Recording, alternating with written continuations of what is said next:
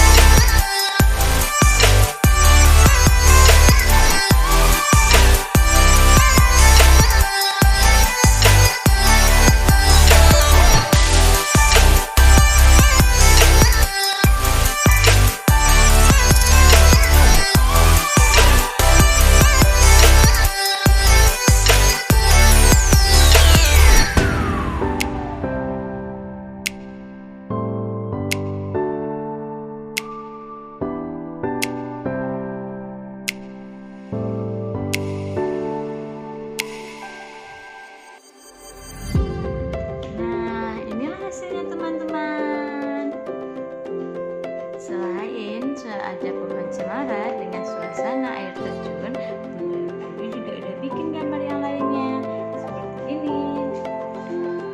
Suasana di kandang ayam yang ada pohon mangganya.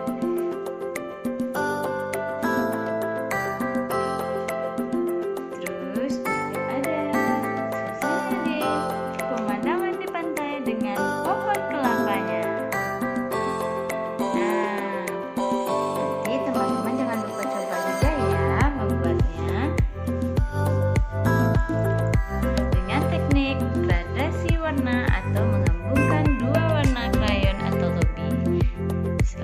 Coba teman-teman.